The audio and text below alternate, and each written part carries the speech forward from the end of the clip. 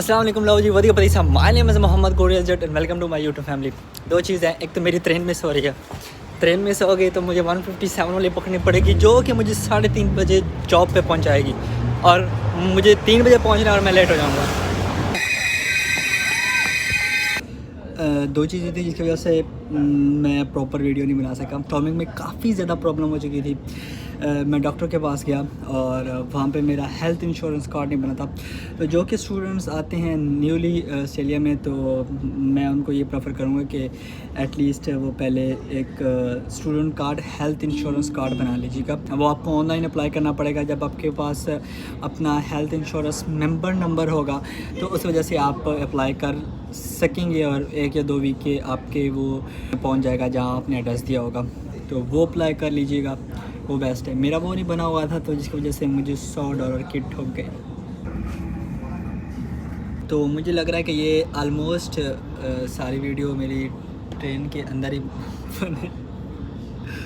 बनेगी, क्योंकि मैं देख रहा था क्योंकि आसपास बंदा नहीं बैठा जो कि ख़ास तौर पे पंजाबी या इंडियन ना हो, क्योंकि उन्हें हमारी लैंग्वेज समझ आती है। क्योंकि हम इतने बड़े यूट्यूबर हैं नहीं कि अच्छी वीडियोस के साथ साथ इतना कॉन्फिडेंस नहीं आए। तो आज हम बात करेंगे कि आप घर बैठे बैठाए ऑस्ट्रेलियन वीज़ा कैसे हासिल कर सकते हैं। मतलब आप ख़ुद अप्लाई कैसे कर सकते हैं विदाउट किसी एजेंट के, विदाउट किसी कंसल्टेंट के। उसके लिए सिंपली कुछ ख़ास किस्म का प्रोसेस नहीं है, आपको कुछ स्टेप्स पे अमल करना पड़ेगा। सबसे पहला और सबसे इम्पोर्टेंट स्टेप ये होगा कि आप को इन्फॉर्मेशन होनी चाहिए आप कौन से इंस्टीट्यूट में या कौन से कॉलेज या कौन से यूनिवर्सिटी में जाना चाहते हैं, वो आपको पता होना चाहिए। दूसरी बात ये कि आप अपना एक प्रॉपर डिग्री, डिप्लोमा, सर्टिफिकेट जो भी आप चूज़ करना चाहते हैं वो आपको चूज़ करना चाहिए। वो आपको अच्छे से चूज़ करनी चाहिए क्योंकि उस पर आपका पूरा कैरियर होगा और उस पर आप अपनी स्टेटमेंट ऑफ पर्पस लिखेंगे। तो फॉर एग्ज़ाम्पल अगर आप कोई भी इंस्टीट्यूट या कोई भी यूनिवर्सिटी या कोई भी कॉलेज अगर आप सेलेक्ट करते हैं तो सबसे पहले उनके अपने पोर्टल फॉर्म पे जाना है, वहाँ पे अपने साइन अप होना है। साइन अप हो के आपने जब लॉग इन होना है उस वक्त आपने जो भी कोर्स चूज़ किया होगा उसके रिलेटेड इन्फॉर्मेशन निकालनी है कि वो कोर्स का सिनेरियो कितना है, उसकी फ़ीस कितनी है, वो कब स्टार्ट हो रहा है और उसकी इंटेक कब है, वो सब कुछ आपको इन्फॉर्मेशन वहाँ से मिल जाएगी। उसके बाद आपने उस कोर्स के लिए अप्लाई करने के लिए कुछ इंपॉर्टेंट डॉक्यूमेंट्स की ज़रूरत होती है। आपकी प्रीवियस डिग्री, अगर आपने इंटरमीडिएट किया हुआ तो आपकी इंटरमीडिएट की डिग्री, अगर आपने ग्रेजुएशन तो उसकी आपको डिग्री साथ लगाना ज़रूरी होगी। याद रखिए कि कुछ लोग कहते हैं कि एफिलिएटेड डिग्री होनी चाहिए अपनी आपकी गवर्नमेंट से, लेकिन ऑस्ट्रेलिया ऐसे नहीं मांगता। वो अगर आप साउथ कोरिया के लिए अप्लाई करना चाहते हैं या इटली वगैरह या कोई भी यूरोपियन कंट्री किसी भी अप्लाई करना चाहते हैं तो उसके लिए आपको एफिलिएटेड डिग्री मतलब स्टैम्प वाइज डिग्री होनी ज़रूरी होती है। उसके बाद आपने तमाम अपने डॉक्यूमेंट्स जिसमें आपका पासपोर्ट साइज़ तस्वीरें, आपकी पासपोर्ट स्कैन हुआ हुआ, आपके डॉक्यूमेंट्स सारे स्कैन हुए, जो वो यूनिवर्सिटी वाले मांगते हैं वो आपने सब कुछ उनको दे देना है। और वो आपसे एक ऑफ़र लेटर जनरेट करते हैं। ऑफ़र लेटर का सिर्फ इतना ही मतलब होता है कि हम आपको एडमिशन दे रहे हैं, अगर आप ये फ़ीस सबमिट करवाएंगे तो हम आपको प्रॉपर तरीके से एडमिशन देंगे। वो सिर्फ एक लेटर होता है और कुछ ख़ास नहीं होता। वो कोई भी यूनिवर्सिटी आपको जनरेट कर सकते हैं, सिर्फ कम से कम 10 से 15 मिनट लगते हैं, ऑफ़र लेटर फ़ौरन जनरेट हो जाते हैं। ये जो हमें कंसल्टेंट या जो भी हमें एजेंट हमें बहकाते हैं कितनी देर लगेगी, ऐसे लगेगा, ऐसे होगा, इतना टाइम लगेगा, सब का सब झूठ है। तो ऑटोमेटिक भी हो सकता है, वो आप को जो मैनेजमेंट टीम है वो भी कर सकती है, रॉकेट साइंस नहीं है। जब आपका ऑफ़र लेटर जनरेट हो जाता है उसके ऊपर आपकी कोर्स की फ़ीस लिखी होती है कि आपकी कोर्स की फ़ीस $10,000 है, $12,000 है, $16,000 है, वो आपको पे करनी पड़ती है। जो ही आप पे करते हैं याद रखिएगा वो रिफ़ंडेबल फ़ीस है। आपके पास प्रॉपर सब कुछ सबूत होता है कि आपने ये फ़ीस इस कॉलेज को दी है। वो कोई धोखा नहीं होता, मतलब आपका फ्रॉड नहीं होता, वो आपके पैसे ज़ाया नहीं होते। अगर आप रिफ़ंड करवाना चाहते हैं, अगर आपका वीज़ा नहीं लगता कि वो दोबारा फ़ीस आपको दोबारा मिल सकती है। जब आप फ़ीस देंगे तो आपकी कंडीशन ऑफ एनरोलमेंट आएगा, जिसे कहते हैं COE। इसमें डॉक्यूमेंट्स सारे होते हैं, मतलब उस स्टूडेंट्स का नाम, उसका पासपोर्ट नंबर, स्टूडेंट ID, सब कुछ होता है। ये एक लेटर सा होता है जिसे कंडीशन ऑफ एनरोलमेंट कहते हैं। ये इस बात की यकीनदानी होता है कि ये स्टूडेंट हमारे पास एडमिशन आ गया है।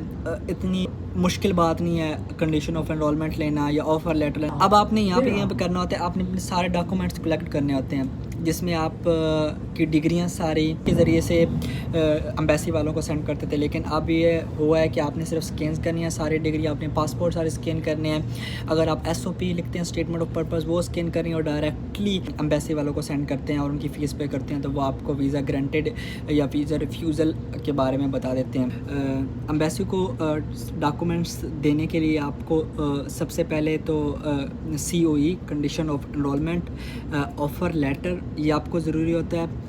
और उसके साथ साथ आपकी हेल्थ इंश्योरेंस, डिफरेंट किस्म की कंपनियाँ होती हैं, हेल्थ इंश्योरेंस दे देते हैं, कुछ सस्ती होती हैं, कुछ महंगी होती है, आप नेट से सर्च कर लीजिएगा। मेरी जो है वो CBHC की है हेल्थ इंश्योरेंस, और मैंने वहाँ से करवाई है, तो आप अगर करवाना चाहें तो वो भी अच्छी है, वो वहाँ से करवा सकते हैं। और भी काफ़ी किस्म की कंपनीज़ हैं जहाँ से आप हेल्थ इंश्योरेंस करवा सकते हैं। आपकी हेल्थ इंश्योरेंस होगी, आपका COE हो गया, उसके बाद है बैंक स्टेटमेंट। अब यहाँ पे जो लोग इसको समझने में गलती कर देते हैं कि ये क्या चीज़ होती है। आपकी फ़ीस ज़्यादा होगी, बैंक स्टेटमेंट ऑब्वियसली उतनी ज़्यादा होगी, जितनी आपकी फ़ीस कम होगी बैंक स्टेटमेंट उतनी ही कम होगी। ये बैंक स्टेटमेंट आपकी रेफ़र करती है आपकी 1 साल की फ़ीस, आपका लिविंग एक्सपेंस, और जो 2 या 3 महीने एक्स्ट्रा आप अगर 2 या 3 लाख रुपए अगर आप एक्स्ट्रा डालते हैं तो वो आपका प्लस पॉइंट होगा।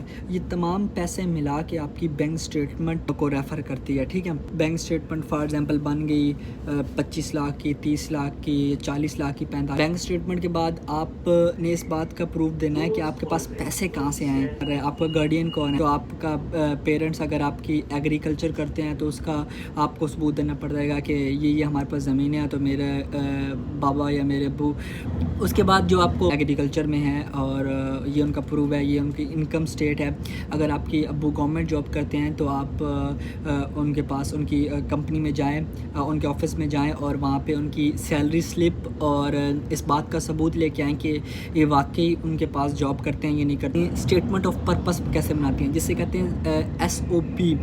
इसमें आप वीज़ा ऑफिसर को इस बात पर कायल करते हैं कि आप ऑस्ट्रेलिया सिर्फ पढ़ने के लिए जा रहे हैं, आप का यहाँ पे भी पढ़ रहे थे, ये आपकी डिग्री थी और आपका इंटरेस्ट है कि आप एजुकेशन को एक्सप्लोर करें, आप फ़ॉरेन कंट्री में जाके पढ़ें, वहाँ पे नए नए कल्चर देखें, नए नए लोगों से मिलें। तमाम डेटा, आपकी क्वालिफ़िकेशन, आपका स्कोप क्या है, और ये भी आपको बताना पड़ेगा कि आप वापस या इंडिया वापस आके क्या करेंगे, तो आपको फ्यूचर प्लानिंग भी उस पर शो करनी पड़ेगी। मैंने इस पे एक प्रॉपर वीडियो बनाई है कि मेरी फ़ाइल कैसे थी, तो आप जाके वो भी देख सकते हैं कि मैंने कैसे फ़ाइल बनाई थी, तो क्या क्या डॉक्यूमेंट्स मैंने साथ अटैच किए थे, तो वो भी आपको थोड़ा बहुत अंदाज़ा हो जाएगा। और मैंने SOP कैसे बनाई थी वो भी आपको अंदाज़ा हो जाएगा, तो आप देख ये तमाम चीज़ें आप स्टेटमेंट ऑफ पर्पस में लिखेंगे। और स्ट्रॉन्ग किस्म की स्टेटमेंट ऑफ पर्पस, अच्छे वर्ड चूज़ कीजिएगा या किसी से बनवा लीजिएगा, या आपको कोई भी इंग्लिश टीचर है उससे क्या क्या आप बनवा लीजिएगा स्टेटमेंट ऑफ पर्पस। जितनी स्ट्रॉन्ग स्टेटमेंट ऑफ पर्पस होगी इतना वीज़ा के रेशो आपको ज़्यादा होंगे और इतना आप के लिए अच्छा होगा। और ये तमाम चीज़ें आप साथ अटैच करेंगे और इसको स्कैन करेंगे और फिर एम्बेसी को सेंड कर देंगे। और उसकी थोड़ी सी फ़ीस होती है, क्योंकि ऑस्ट्रेलिया में हर चीज़ की फ़ीस होती है, कोई भी छोटा काम हो तो आपको फ़ीस उसकी देनी ही पड़ती है।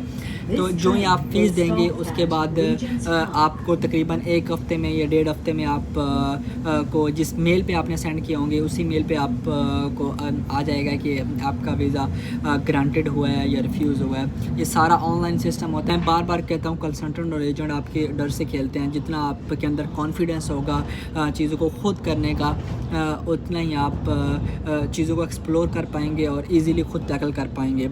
अपना सारा प्रोसेस ख़ुद कीजिएगा। कोई इसमें अगर आप कहीं कह सकते हैं कि यार मेरे पैसे ज़ाया हो रहे हैं, हाँ, अगर वीज़ा रिफ्यूज़ हो जाए तो एम्बेसी वाले पैसे आपको नहीं मिलते और बाकी सारे के सारे आपके पैसे रिफ़ंड हो जाते हैं। तो वीज़ा लग जाता है इतना। कोई अगर आपके रेयर डॉक्यूमेंट्स हो, कोई भी फेक डॉक्यूमेंट्स ना हो आपका, तो ये आपका 100% वीज़ा है। वो लोग जिनके 5.5 बैंड है या 5 बैंड्स हैं, अगर वो एक अच्छे इंस्टीट्यूट में एडमिशन ले लें और SOP स्ट्रॉन्ग बना लें तो उनका भी वीज़ा 100% है। तो आखिर मैं ये कहूँगा कि अपने अपने घर वालों को ख्याल रखिएगा। होप सो आपको वीडियो पसंद आई होगी। किसी भी किस्म की आपको इन्फॉर्मेशन चाहिए तो आप मुझसे पूछ सकते हैं। अगर आपको वीडियो अच्छी लगी तो लाइक कीजिएगा, शेयर कीजिएगा और चैनल को ज़रूर सब्सक्राइब कीजिएगा ताकि आपको वीडियोस मिलती रहें। और आखिर में ये कहूँगा कि अपने अपने घर वालों का ख्याल रखिएगा। दोबारा कह दिया, अल्लाह ने के बाद।